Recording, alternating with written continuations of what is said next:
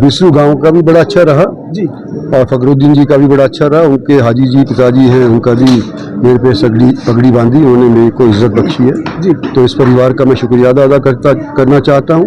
एक और पार्षद हमारे साथ यहाँ पर मौजूद हैं, उस्मान जी, उनका भी करना चाहता हूँ। एक ब्लॉक समिति के सदस्य हैं, उनका भी करना चाहता हूँ। चेयरमैन भी हैं वो। तो कुल मिलाकर के मेरे को ये उम्मीद है कि इस बार पुन्हाना से पहले की निस्बत अच्छी खासी वोट मेरे को मिलेंगी। और मैंने अपनी तरफ से ये भी कहा है कि जितना मेरे से संभव होगा आने वाले समय के तुम संपर्क साधे रखना मेरे से, और आने वाले समय में जो भी काम होंगे अपनी तरफ से पूरा प्रयास करेंगे आपके काम करवाएंगे। सर, दो मेरे सवाल हैं, मेरे नहीं बल्कि मेवात की जनता के सवाल। पत्रकार बहुत कम करता है ऐसे सवाल। एक तो यहाँ मरोड़ा में कट बहुत जरूरी है, यहाँ 40,000 ड्राइवर है, कोई देता नहीं, सब झूठा आश्वासन देके जाता है। काश अगर आप दोबारा छठी बार जीत गए तो एक कट मिल सकता है क्या हमें?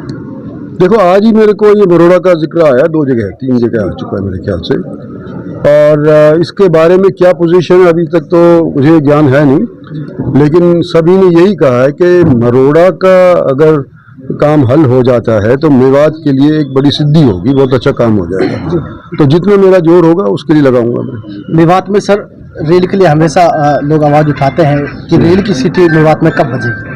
देखो, आपको बता दूं एक खुशखबरी कि एक तो जो मेवात का ताउडू एरिया है ना, उसके अंदर ऑर्बिटल रेल कॉरिडोर चलने लग रहा, बनने लग रहा है। तो उस हिस्से के अंदर हो सकता है कि 6 महीने, हो सकता है 1 साल के अंदर रेल चल जाएगी।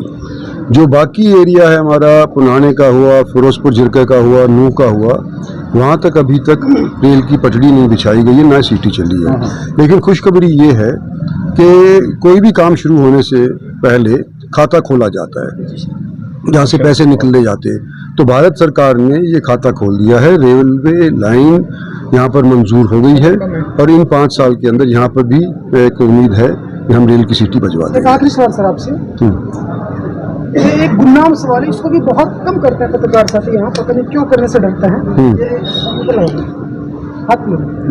तो सर, यहाँ बरसों से एक यूनिवर्सिटी की मांग करता है, जब मरहूम चौधरी रहीम खान साहब भी इसकी मांग कर चुके थे पहले, लेकिन इतने अरसे गुजरने के बाद यूनिवर्सिटी नहीं मिली।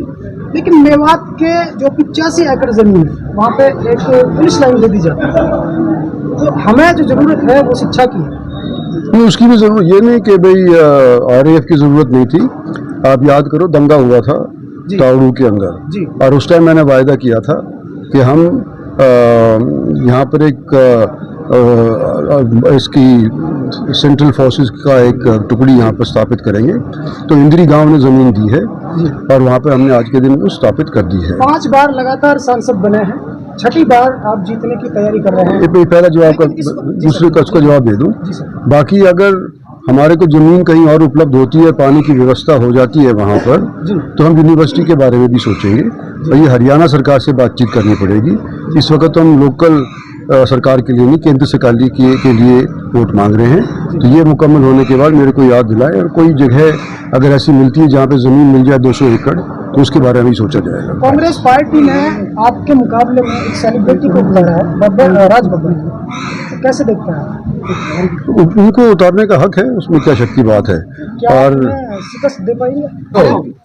मैं अपने मन के अंदर तो आज के दिन ये इलेक्शन जीता हुआ है मेरे लिए।